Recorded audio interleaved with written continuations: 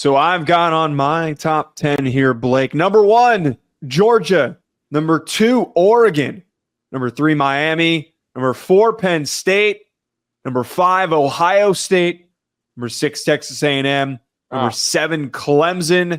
Number 8, Texas. 9, Indiana. And 10, I give up. Just put anyone there. It doesn't matter. You could put Notre Dame there. You could put LSU. You could put Alabama. You could put Tennessee. Anybody can Iowa State, BYU. There are so many teams, and I'm tired of guessing. I'll probably put somebody there next week, Blake, but this is my 1 week of just saying anybody belongs there. There's too many teams to make a definitive decision. Again, I'm going to come back at you with one thing. I just don't understand why you have Tennessee out. Because I don't think that Tennessee they have played halves of good games. Like I can't get all the way in there on Tennessee. Like they haven't played. But you can on Indiana. But yes, I can count on Indiana. They won handily with their backup quarterback again. I mean, with all due respect. All right, here we go. The Bama win alone. But I'm not ranking these by wins. I'm not ranking this based on resume. I'm ranking this based on eye test. I'm doing this off of eye test. Okay. Even with the eye test, you can't win this argument with eye test. You can't win this argument with anything else because one team went out there and physically imposed a lot of NFL players defensively. They didn't physically impose. It took Dylan Sampson had 145 yards on the ground. He had a great game, but Alabama playing themselves out of that game was a big reason why Tennessee was able to win it. They had chances to get back and win that football game. My problem is, and why I'm unwilling to put them in the top 10, and I think they fit better in that smaller bucket, Blake, is that I think Tennessee has proven to me that they're inconsistent. When have they been dominant? Like, when have they been, like, truly dominant, except for the beginning stretch of the season when they kicked the crap out of a bunch of G5 teams and FCS programs? But to me, this will always be, when you play teams, like if you're in the Big Ten, like they are, like if they would have knocked off one of these big boys, right? Like if they would have knocked off the talent level of a Bama, okay? I would have been like, well, okay, all right. And not only are you undefeated, you're right. All right. You're right. They can't help who they're playing. Why am I holding that against them? That's my point. The only team that they're going to get, I don't want to say tested by, but the only big boy in the sport that they play is Ohio State. Tennessee went up toe-to-toe with one of them and smacked them in the mouth, Joe. But I just don't understand where you're getting this description of that game against Bama as smacking them in the mouth. I didn't ran for 200 yards in the second half. That's why. Enough to win with a team that was shooting themselves in the foot. I don't think that truly signifies dominance to me.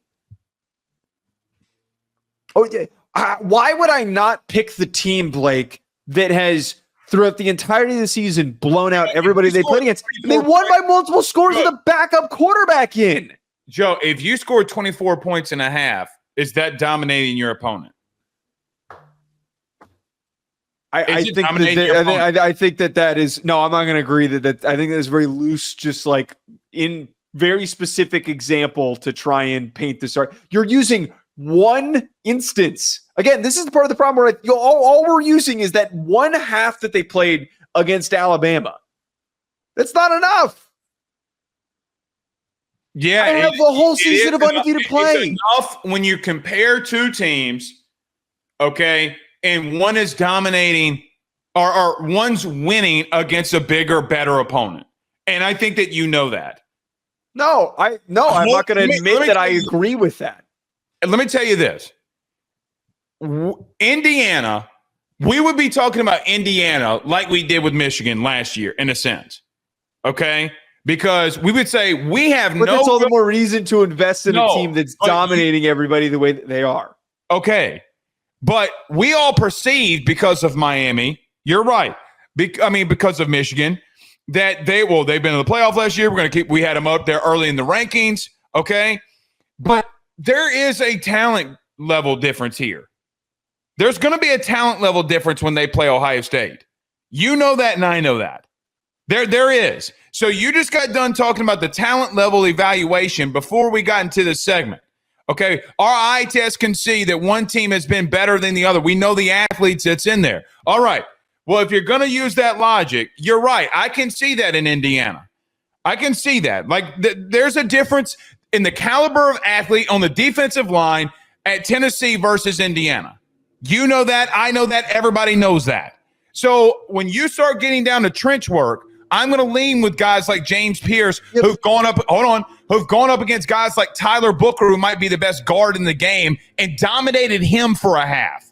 Wait, hold on. No, but I don't get what you're saying, because you're taking what I'm talking about here with the eye test, and you're being very specific with it. Like you're being really, really specific with it. That's the point of winning the debate. No, because but you're right. You're trying to move the argument in a different direction. The whole point here is that Indiana, again, we know that Tennessee is the better roster. We both know that Tennessee is the more talented players. They have more draft prospects, 1,000%.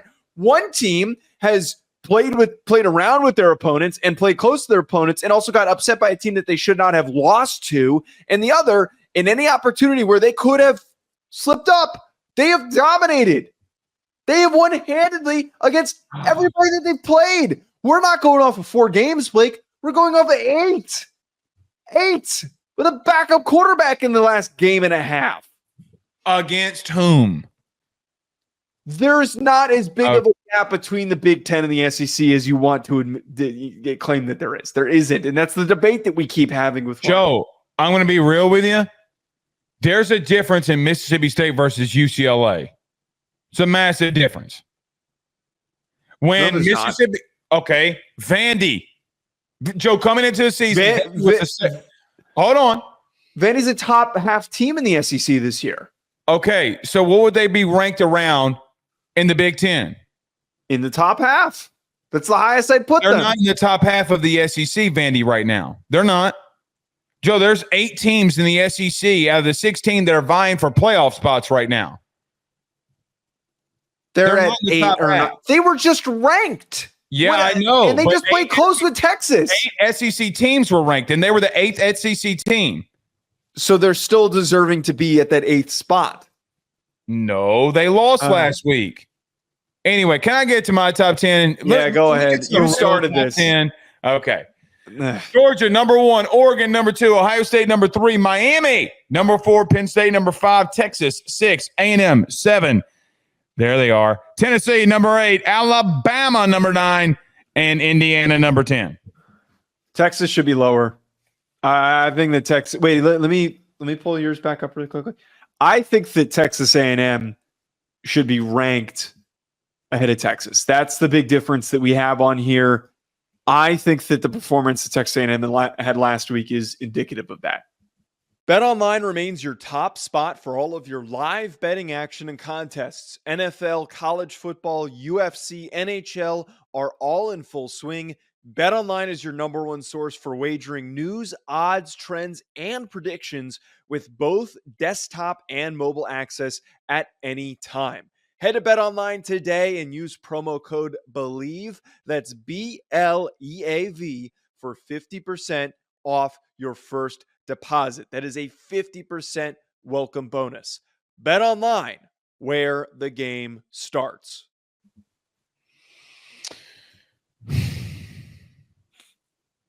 I don't hate that.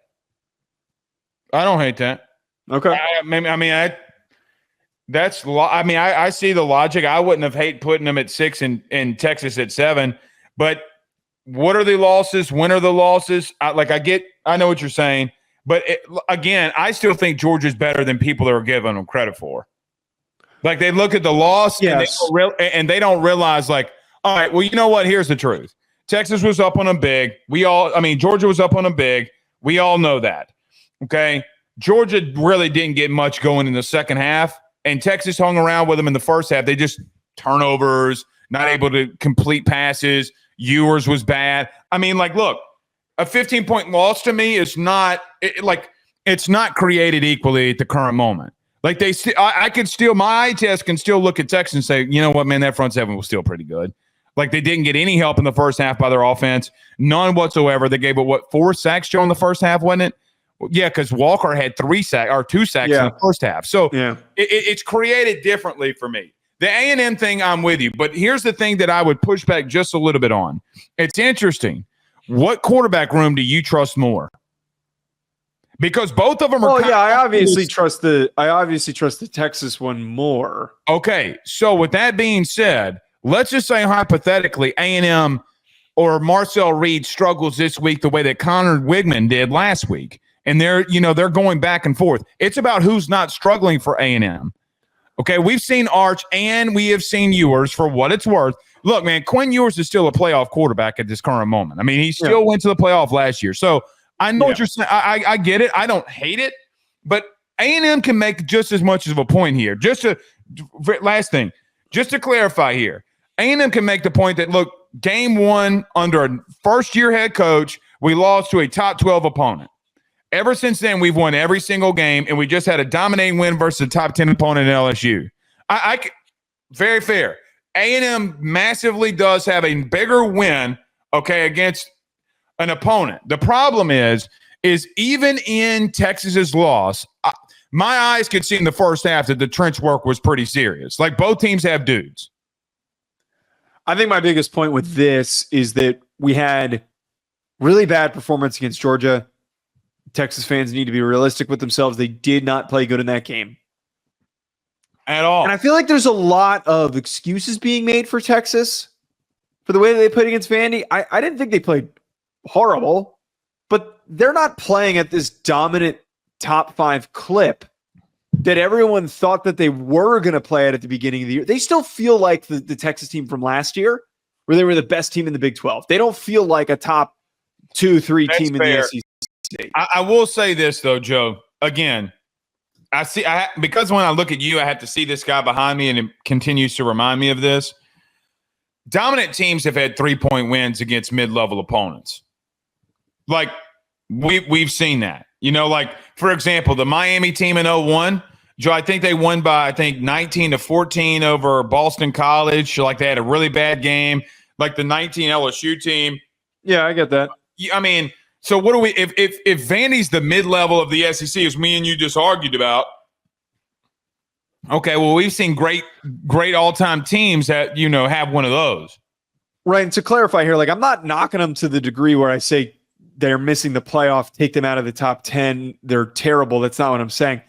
I'm merely just stating they've taken a slight step back, like an inch of a step back. Not a huge step back. They're not going all the way backwards. They're not falling down the stairs. They just regressed slightly, and there's plenty of time in this final month for them to get back on track and to finish the year strong. And I certainly think it's possible for them by the time the season ends, as everybody can get better on a weekly basis, that they could beat Texas A&M. I think it's probable with the way that momentum could flow for them. But at the current moment, after what we saw with the way that Texas A&M played at home against LSU and the way that Texas has played in their last 2 games, I feel like Texas A&M, that version of them from last week, is better than the current version of Texas. Let's not act like too that they don't have a 4-point loss. I mean, a 4-point win, to Arkansas. You get what I'm saying? They kind of played around Bowling Green too. Yeah. Right. So, I mean, you're making all this, and in the back of my mind, I'm like, look, man, if I'm a Texas fan, I'm just thinking, Bowling Green, I'm screaming in the background, Bowling Green. I get what you're saying. I'm not trying to disagree the point here. I just, like, it doesn't matter to me, right? Like, it does. Pick one up, put one down. I don't care. I really, really don't care. Okay, let's look at yours. Joe, we do have, in yours, we have a 4 versus 5 matchup this weekend. And in mine, we have a 3 versus 5 matchup. Look, I kind of want to get to Ohio State here, if you don't mind. Joe, what's the narrative going to be coming out of this game if Ohio State loses? I think that the biggest talking point should be there's going to be a lot of overreaction. Obviously, there's going to be a lot of people saying, fire Ryan Day, he couldn't get the job done, blah, blah, blah. All that stuff is going to creep up. But I think we need to be smart and contextualize what could go wrong. As we talked about in the preview, and it's spoiler in my picks and also the rankings the way that I have them, if these two faced off today, I'm picking Penn State, and it's because of the offensive line injuries that have caught up to them. They're down 2 left tackles. They're not down just like one guy or 2 guys at different spots. They're down bad at left tackle specifically, and it is requiring them to shuffle and move players around, going up against a team with Abdul Carter, who could very well be the first overall pick, or at least the first defender drafted in the upcoming draft. Mm-hmm. So with all that in mind, and with what we're talking about here, if they lose, I think we just need to be smart enough to say, hey, they're dealing with injuries. There's plenty of time before the season finishes for them to finish with 2 losses, go to the playoff, get a little bit healthier, and they're not going to get Simmons back, but get a little bit healthier to the degree that they could go on a playoff run. But I think that there's going to be a lot of overreaction. I'm not ready to go there yet. I wouldn't take them out of my top 10 if they lost. Maybe that's me. I mean, they'd have a loss to the number 1 team and what would probably be the number 2 or number 3 team. They'd have the 2 best. This sounds so defeatist. They'd have the 2 best losses in all of college football. Oh, without a doubt. But I mean, the same thing is, you know who we would be labeling them as? Who? The new Penn State. So but the thing is, you're playing 2 big boys. Yeah. Ryan, hey, you're playing these big boys and you're losing. I mean, that's exactly what Penn State does. I mean, they're going to beat everybody else. Their win would be over Indiana, which would be a ranked Big Ten team that's beatable. Yeah, I mean, look. As much as we clowned on Ohio State's schedule, okay, early in the year, they're the ones playing the more interesting games at the current moment. So, yet here we are again with Ohio State and Penn State. So, yeah, and you're pretty much right. That's why I picked Ohio State over Penn State in that situation too. All right, thoughts? What team you want to get to here next? I know you probably want to get to Bama because I have them at 9. Well, we just shouted about Tennessee in Indiana again 2 weeks in a row. So you moved Georgia up this week. You decided to go with Georgia number 1? Yeah, I put Georgia as the number 1 team in the country for me. Okay, would you I like know that they were on a bye week. Context here? Nothing Oregon did or didn't do. I mean, they still dominated. I think that like you just mentioned, okay, Joe, I went back and watched that Texas film or to the Texas game this weekend. It's a different beast. Like what I saw defensively is a different beast. And so now I'm just kind of starting to think like, hey, who would I go with today? Oregon versus Georgia in Council Bluffs, Iowa. Who am I going with? Joe, I'm going with Georgia. You know, like as much as I think Oregon has dominated, Oregon looks great. But if you're going based off of like, hey, Blake, who would you pick today? Oregon versus Georgia. I'm just going to be real with you. I'm going with Georgia because I do feel as if, okay, for what it's worth, that they made a really good offensive line look very bad. Kelvin Banks does not suck. He does not suck.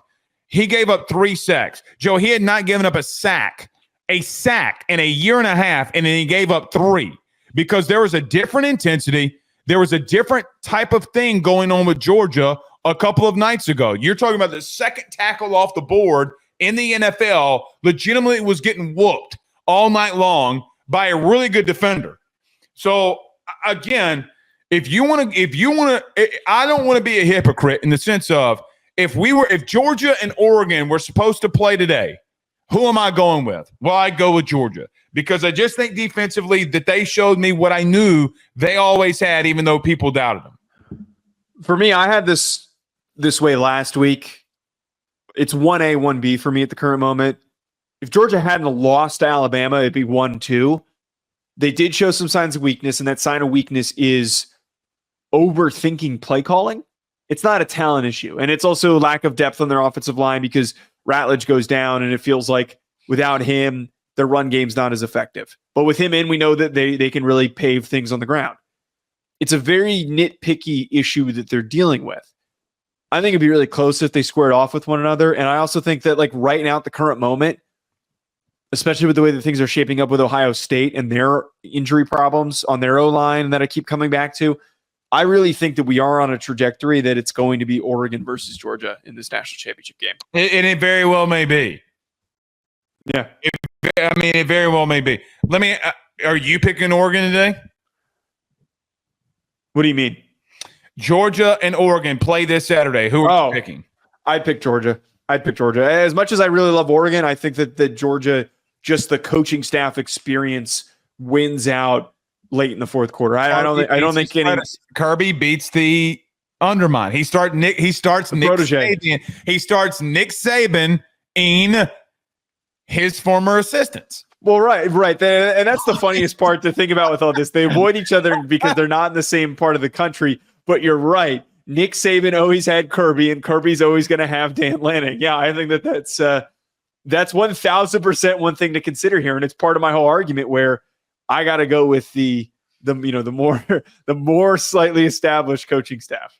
I got to get me too. All right, I got to get to this. Lord Venomous says Oregon media team going to clip that. I thought that was pretty funny. No, please don't. Yeah, they probably will.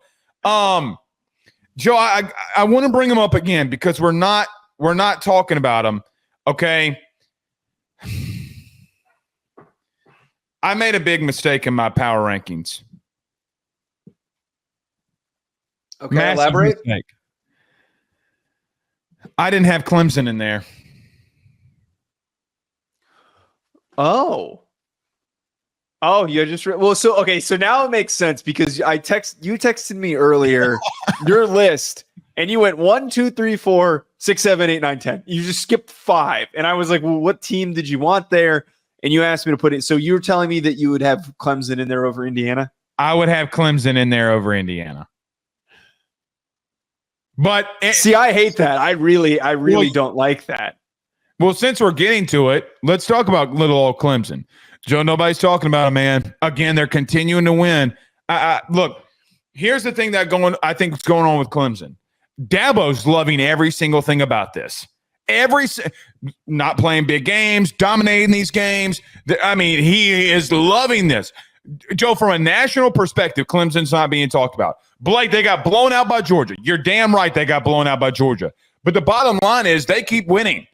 They just continue to win. So they were in my top 10. And my one thing, I guess this is criticism to that take, which is ironic because I ranked them and you didn't. On accident. On accident. I know that you're a Dabo lover. I am not a Dabo lover. Yes, you are. You're a Dabo apologist. It's okay. Every show's got to have one. Joe, he might win the conference. I said, don't fire him. He might win it. Yeah, you're a Dabo lover. It's okay. We get it. What I was gonna say though, how different is it from what Indiana's doing though so far this season, which is dominating all the mid-tier and back-end Big Ten teams, and what Clemson's doing? If Clemson didn't play Georgia, they'd be undefeated right now, and they would be doing the same exact thing where they'd be just kicking the crap out of a bad conference and building up a good resume. And I would argue the middle and the back end of the Big Ten is far harder of a schedule than the middle and the back end of the ACC. I want to just throw this out there. Okay. I'm trying to pull this up. Okay. You're right. They did play Georgia in the beginning of the year. Okay. The problem with the logic to some extent is there really is none.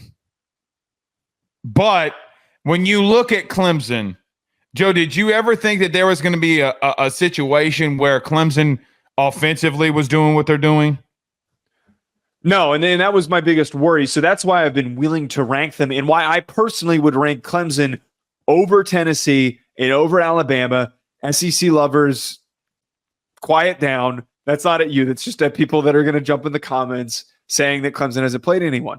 Their offense and Cade Klubnik's performance has been extremely commendable, and it deserves to be recognized.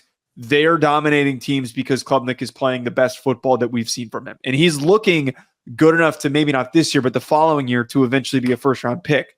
That offense, they were sputtering a lot last year. Like they came out of their early stretch of games, and then they were just falling flat on their face every single week. They're not doing that anymore.